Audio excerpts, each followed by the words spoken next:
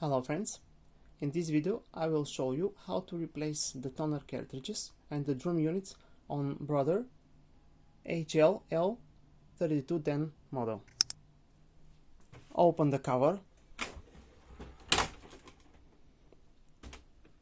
So for example, let's take the magenta unit, take it out. To replace the toner cartridges, press here the green lever and the toner will pop up.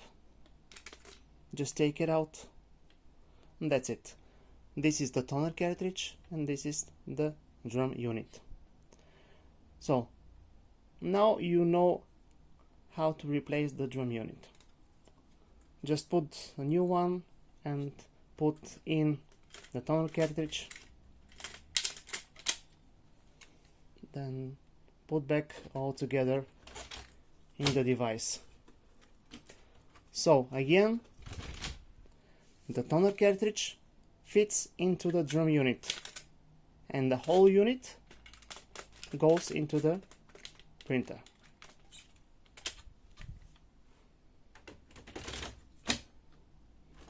And close the cover. So that's it. Thank you very much. Good luck.